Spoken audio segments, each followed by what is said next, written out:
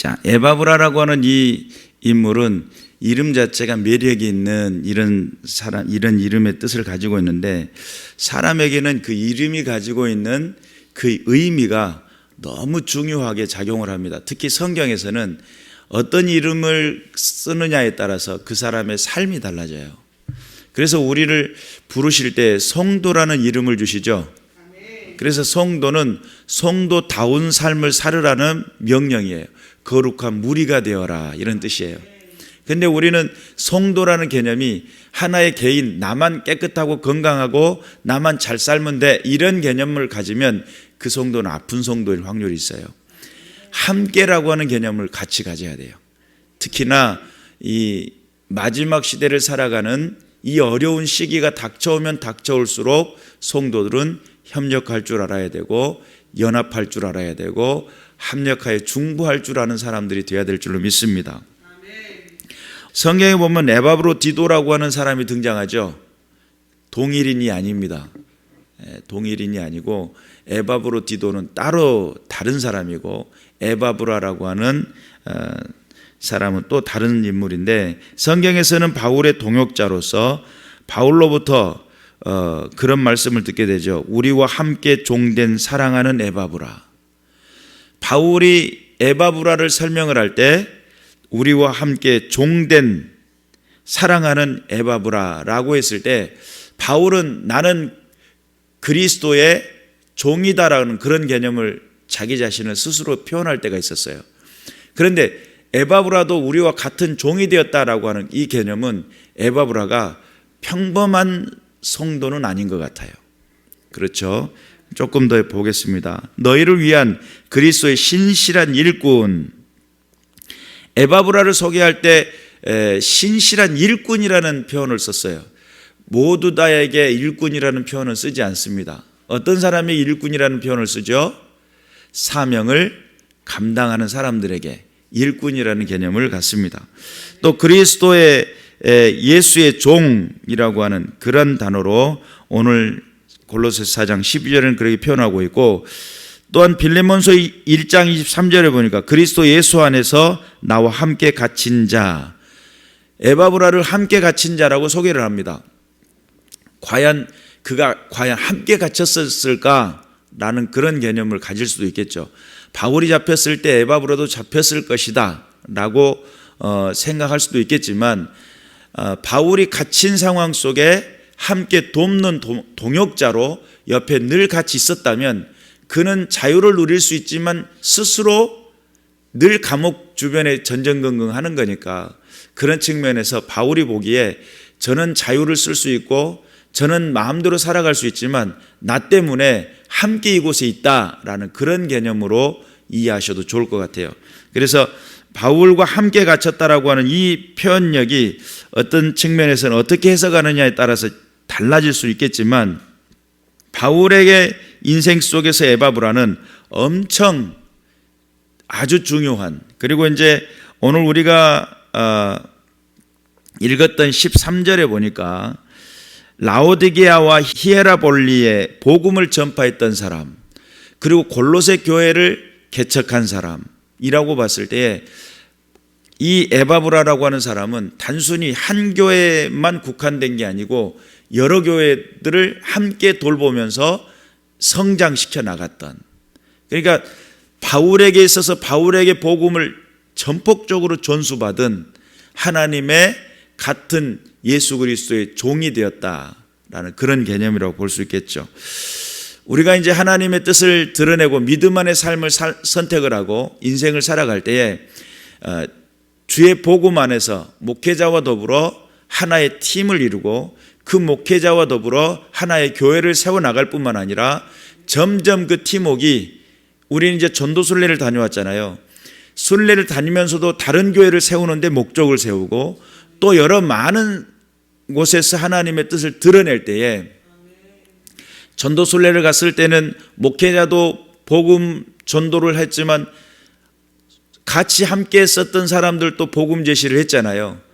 그리고 또 같이 복음 제시를 하며 하나님의 나라를 확장시키려고 노력했고 하나님의 복음을 증명하기 위해 애쓰고 노력했던, 그런 모습들을 봤을 때 우리는 했던 것은 아주 미미하고 작아 보이지만, 그런데 여기에서 에바브라라고 하는 이 인물은 하나의 교회를 담당할 만큼, 또 하나의 교회가 아닌 다른 교회까지 연동되어 연합하는 그 모든 상황 속에 쓰임을 받았던 능력의 사람이죠.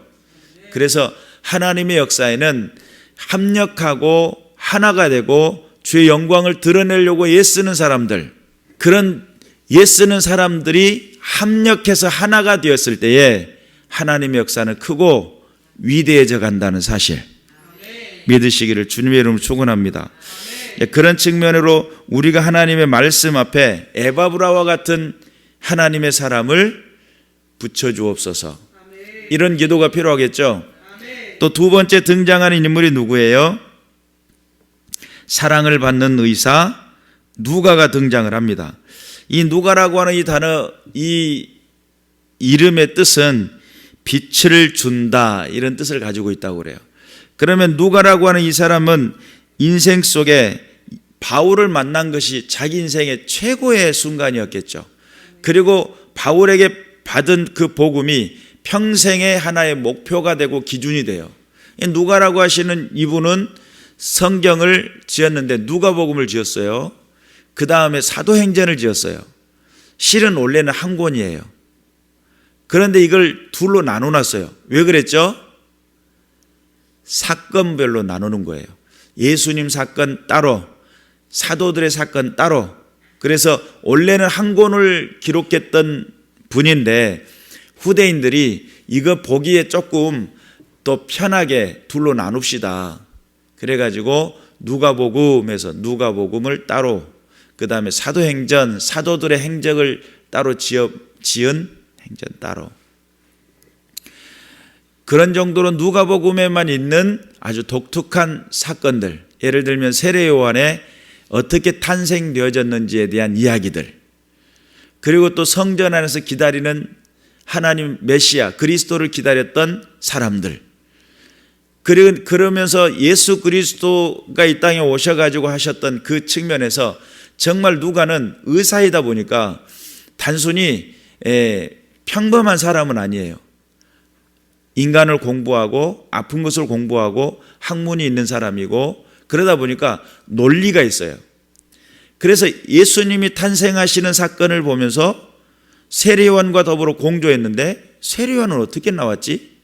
라면 그걸 조사하기 시작한 거예요. 그리고 하나님으로 예수 그리스도가 탄생했는데 마태복음은 위에서부터 내려오잖아요.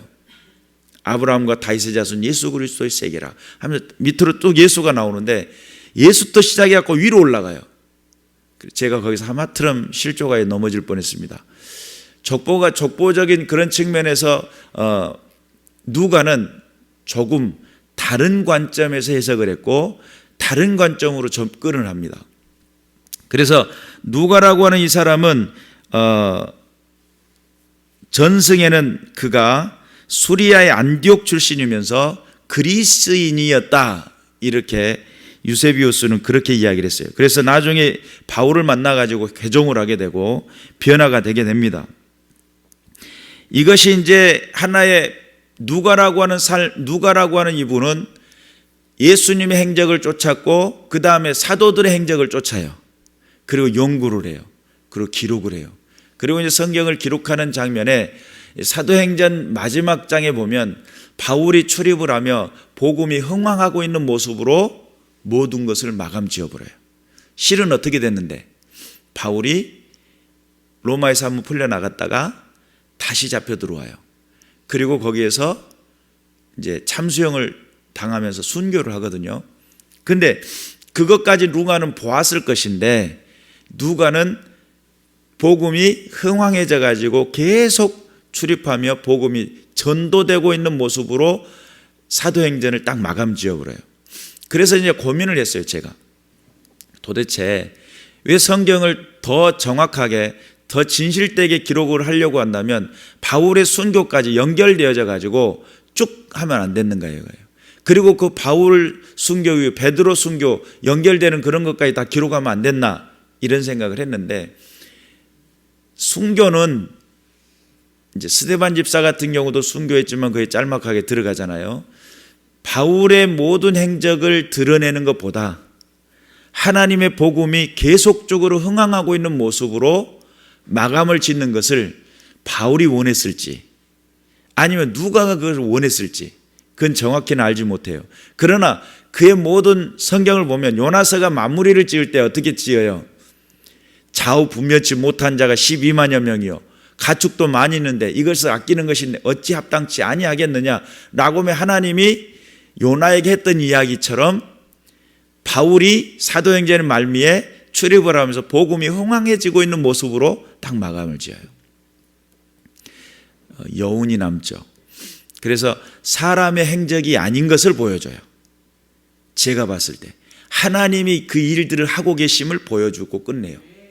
그리고 계속적으로 연결되어지는 하나님의 복음이 연결되어지는 그런 장면으로. 그래서 의사였던 누가 바울의 2차 선교 여행 때에 바울과 더불어 이 만남이 시작이 되고 어떤 사람은 혹자는 드로아에서 환상을 본 바울이 유럽 빌립보에 첫 발을 내딛게 된 데는 누가의 조력이 컸을 것으로 본다 라고 어떤 혹자는 그렇게 이야기했어요. 이건 정설은 아니에요.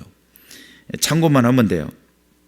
바울의 동역자로 나선 누가는 바울이 빌립보를 떠나 타지에서 복음 사역을 할 때에도 계속해서 빌립보에 머물며 사역했고 후에 3차 선교 여행에 나선 바울이 다시 빌립보를 방문할 때 합류했던 것으로 보인다. 사도행전 20장 5절 이하에 그렇게 이제 그런 모습을 토대로 해가지고 그렇게 추정을 하죠. 바울의 1차 로마 투옥 때에 함께 동행을 했어요. 누가요? 누가가. 로마의 1차 투옥 때 함께 있었습니다. 대략 한 2년 정도였는데 이런 사실은 사도행전 후반부 바울의 로마 여행 기록에 매우 생생하게 기록이 되어 있어요.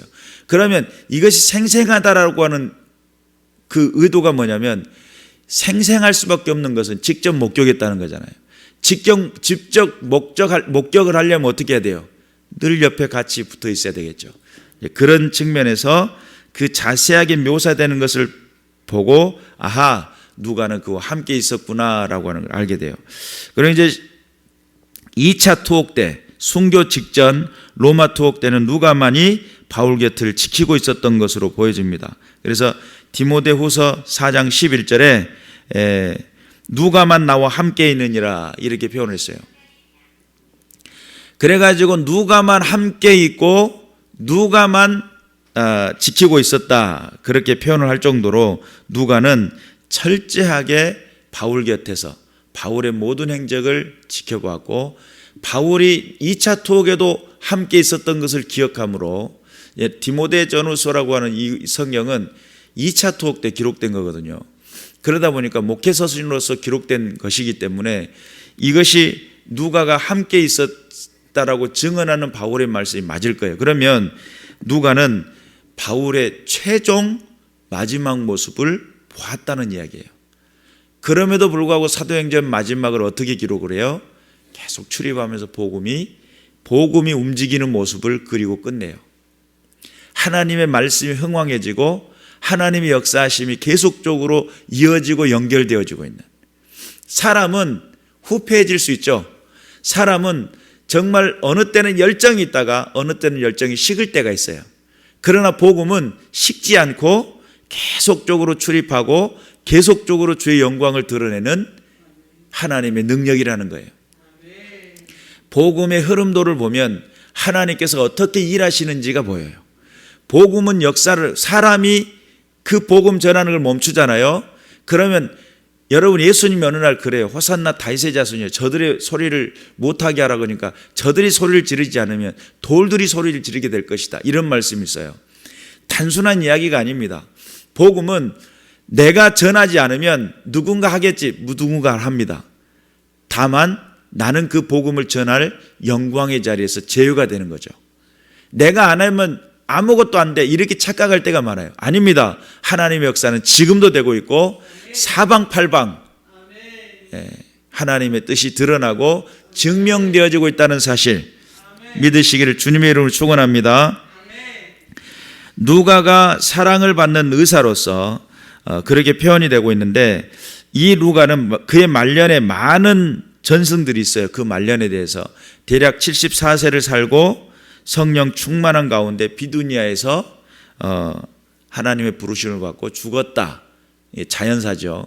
어떤 사람은 그리스에서 순교당한 것이다.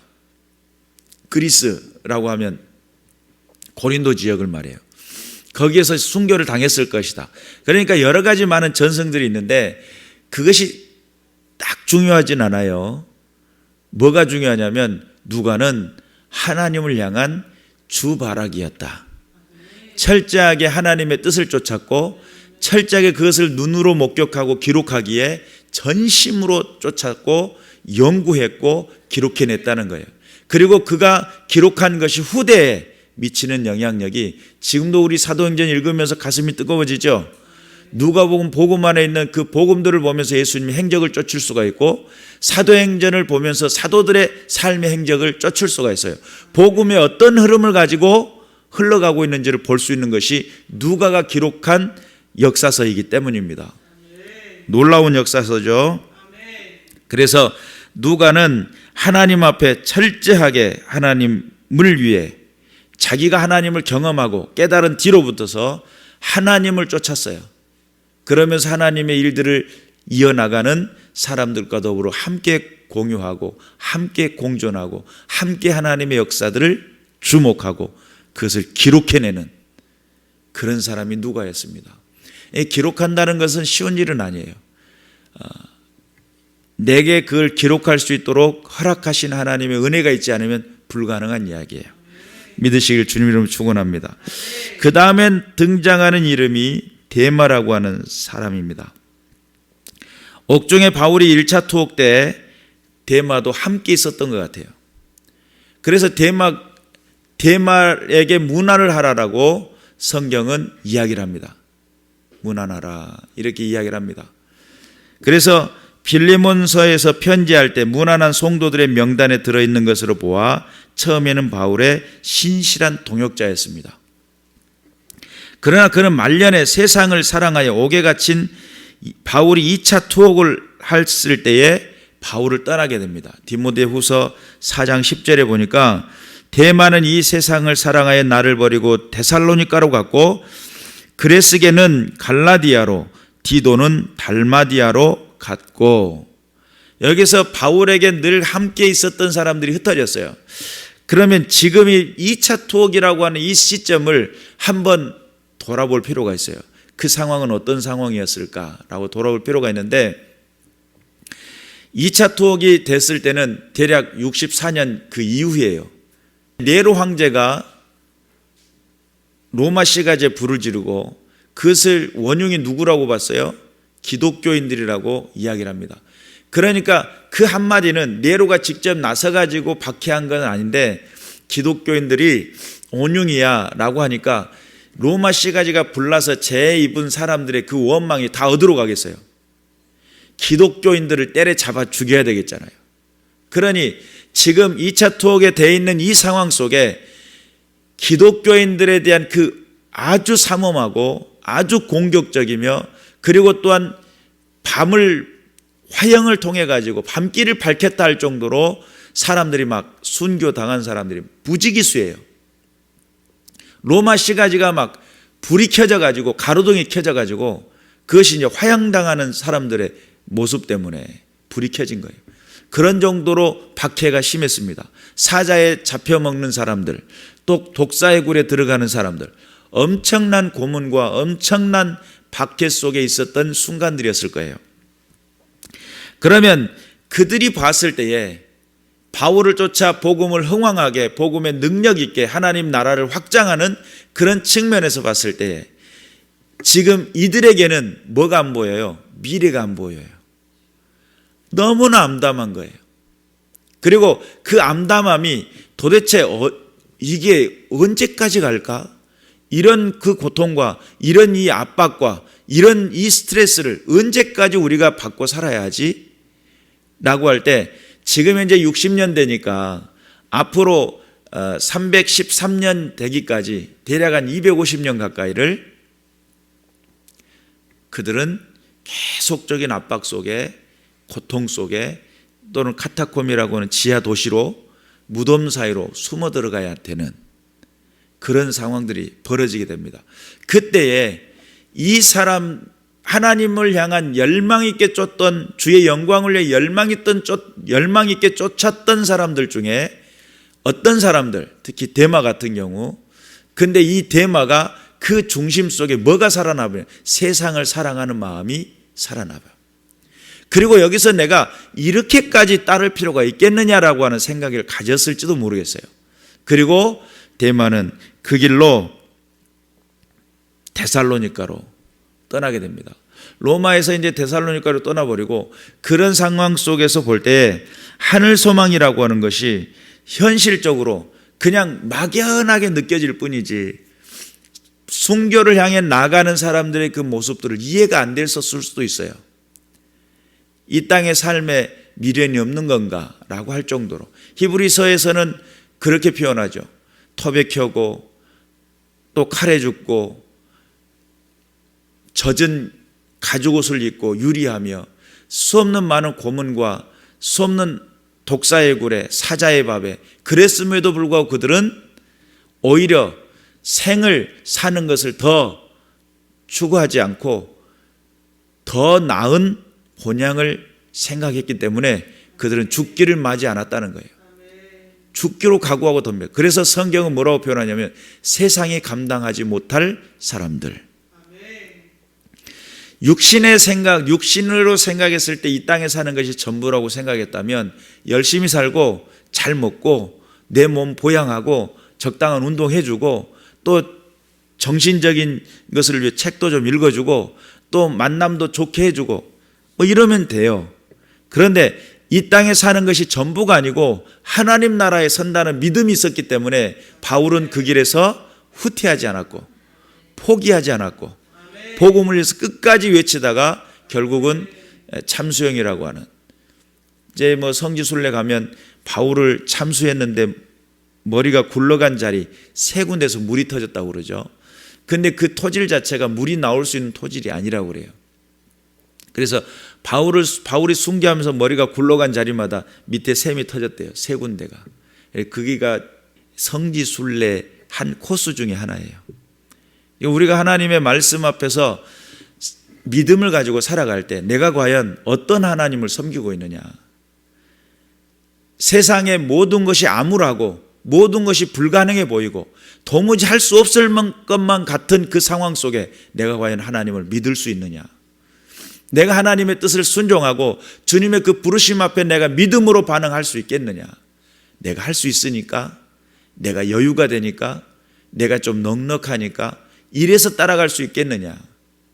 하나님을 따라간다는 것이 여유가 돼서 넉넉하니까 따라가는 것이 아니고 시간적인 여유, 물질적인 여유, 그런 여유가 돼서 따라가는 것이 아니라 하나님의 하시는 것이 진리고 하나님이 인도하시는 것이 길이고 하나님이 나와 함께 하시는 것이 능력이고 이 세대 속에서 이 땅의 삶이 전부가 아니고 영원한 하나님 나라에 있기에 그 나라를 바라보며 내가 걷는 이 걸음이 믿음이 되기를 소망하고 이 믿음의 그 끝에는 우리 주님의 양팔 벌려 나를 맞이하는 주님이 서 계시겠지라고는 그런 믿음을 가지고 도전하는 믿음의 군사들이 되어야 될 줄로 믿습니다. 그래서 데마라고 하는 이 사람은 1차 투옥 때까지도 함께 있었고 무난하라고 신실하다고 이렇게 이야기했던 사람인데 이제 상황이 2차 투옥 때는 너무너무 어려운 지경에 처하게 된 겁니다. 환경적으로, 상황적으로. 그리고 자기가 믿고 있었던 바울이 곧 순교하게 생겼잖아요. 그리고 이제 그 시기가 겨울이 되다 보니까 너무너무 힘들었을 겁니다. 야, 이렇게는 못 살겠다. 다 이해해 주시겠지. 그리고 떠났겠죠. 우리가 하나님의 뜻에 얼마만큼 반응하고 믿음으로 나갈 것인지는 우리의 신앙 안에 정말 예수가 실제이냐, 그냥 추상적이고 관념적이고 이상적인 그런 생각이냐, 아니면 그분이 내 인생 속에 실제이냐, 그분이 가는 것에 그분의 뒤를 따라 그분이 가는 길을 향하여 내가 순종하는 것이 진정한 믿음이라고 생각하며 내 인생의 전부 그를 향해서 올인할 줄 아는 그런 믿음의 사람이 돼야 되는데, 인생 속에 환경 따지고 조건 따지고 그러면 넘어질 수밖에 없죠. 깨어서 주님 앞에 영광을 돌려드리는 믿음의 군사들 되시기를 주님의 이름으로 축원합니다. 아키뽀라고 하는 사람이 또 등장을 합니다. 마부, 말주인이라는 뜻을 가지고 있는데, 골로새 교회의 교인으로서 우리와 함께 병사된 아키뽀라고 이야기를 합니다. 함께 병사가 됐다는 거예요. 바울 사역에 있어서 늘 동참하고 바울 사역에 늘 협력자였고 연합을 할 때 앞장섰으며 바울과 늘 동행했었던 사람, 아키포. 주 안에서 받은 직분을 삼가 이루라라고 권면을 하죠. 받은 그 직분에 대해서 이루라는 거예요. 그러면 이 아키포가 신실하게 동역을 하고는 있었지만 약간의 염려가 될 수 있는 상황에 있었을 수도 있단 말이에요. 그래서 그 직분을 이루기 위해서라고 했을 때 바울의 근심이 되는 것이 과연 좋은 일일까? 주의 일을 감당할 때, 주의 영광을 드러낼 때에 정말 하나님의 뜻을 해 나갈 때에 말씀을 전하는 자들과 더불어 함께 좋은 것을 나누되 그들이 근심함으로 기도하지 않도록 성경 그렇게 우리에게 권면하고 있습니다. 그러니까 하나님의 뜻을 드러내려고 할 때에 그것을 직분을 삼가 이룰 수 있도록, 너에게 맡겨진 그 직분이 완벽하게 완수될 수 있도록, 어떤 측면에서는 격려가 될 수도 있고 이 말씀 자체가 어떤 측면에서는 그것을 권면이 될 수도 있어요. 격려라고 하는 것은 너 열심히 하고 있으니까 달리는 말에 채찍질 하나 더 주는 것 같은 그런 말씀이 될 수도 있고, 어떤 측면에서는 해찰 팔려고 할 때 그러면 안 돼, 똑바로 해야지 라고 해주는 말씀도 될 수도 있어요. 두 가지 관점에서 생각할 수 있겠습니다. 그런데 골로새에서 책임 있는 사역자의 있음을 짐작하는 그런 말씀들이라고 볼 수 있겠습니다. 빌레몬의 아들 혹은 절친한 친구로 보기도 한다. 혹자는 그렇게 표현을 했어요. 그런데 이제 이것은 중요한 건 아니에요. 중요한 건 아니니까 우리가 그런 부분들은 그냥 참고만 하면 되겠고, 빌레몬서 1장 2절에 보니까 자매 아비아와 우리와 함께 병사된 아키포와 내 집에 있는 교회에 편지하노니, 그래서 함께 병사된이라고 하는 이 개념을 통해서 그는 사역자였을 것이다 라고 하는 것을 짐작할 수가 있습니다. 우리가 이제 하나님의 일들을 감당할 때에 서로 협력하고 주님의 영광을 드러내고 주의 뜻을 나타낼 때에 살아계신 하나님, 지금도 역사하신 하나님, 믿음을 가지고 나갈 때에 때로는 환경이 나를 엄습할 수 있죠. 때로는 여러 가지 많은 상황들이 나의 문제에 걸림돌이 될 수 있습니다. 내가 열심히 주의 영광을 위해 살아보려고 하는데, 기도 열심히 해보려고 하는데 차가 시동이 안 그럴 수 있어요. 열심히 해보려고 했어요. 진짜 전화 통화하고 가야지 시동이 푸탁 이러니까 기다리면서 얼마나 속이 탔겠어요. 까볼 수는 없지만 시커맸을 거예요. 아싸 이랬을까요? 그러진 않았을 것 같고, 아버지. 자, 그러면 우리가 하나님 앞에 영광을 위해 살겠다고 작정할 때에 우리의 상황에 걸림돌이 되는 상황들이 올 수 있어요. 그때마다 내게 좌절이 오고, 그때마다 내가 포기가 되고, 그때마다 내가 바른 걸 선택할 수 없는 상황이 됐다면 나의 믿음은 연약한 거예요. 우리의 믿음이 굳세어질 수 있도록, 변질되지 않도록, 퇴색되지 않도록, 어떠한 상황에서도 이기고 승리할 수 있는 믿음이 될 수 있도록, 그런 측면에서 우리가 하나님의 그 부르심 앞에 마지막까지 충성된 사람이 될 수 있도록 깨어있는 믿음의 군사들이 되어야 됩니다. 데마라고 하는 사람은 나중에 세상이 좋아가지고 데살로니가 갔다 이런 표현을 하잖아요. 자, 그러면 그렇게 되어지는 상황 속에 1차 투어까지 왔단 말이에요. 그리고 같이 동행을 했고 그들에게 편지를 보낸 상황까지 함께 했었던 사람이에요. 그런데 그는 나중에 2차 투어 때는 흩어져 가지고 따로 다른 길을 가게 돼요. 그때 바울은 실망했던 것 같아요. 복음 앞에서 뒷걸음질 치는 사람, 이것에 대한 실망감이었겠죠. 우리가 하나님의 일들을 감당해 나갈 때에 하나님께서 원하시고 기뻐하시는 그 믿음의 자리에 내가 얼마만큼 성실하고도 진실되게 설 것이냐, 주님이 원하시는 자리에 얼마만큼 충성된 모습으로 설 것이냐. 여러분, 충성이라는 것이 어느 한순간 내가 열심히 살았어, 내 진짜 왕년에 이야기들 많이 아시죠? 지난날에 내가 어떤 삶을 살았는지 하나님은 아신다고. 이런데 지금은 좀 내가 모든 걸 다 내려놨어요. 이렇게 되면 곤란해져요. 하나님 앞에 껴있어서 주의 부르심 앞에, 그 부르심 앞에 열정적인 그 모습으로 주 앞에 설 수 있는 믿음의 군사들이 되시길 바라요. 그래서 믿음이라는 것은 인내라고 표현할 수 있다고 그랬죠. 믿음이, 인내는 곧 오래 참음이 돼요.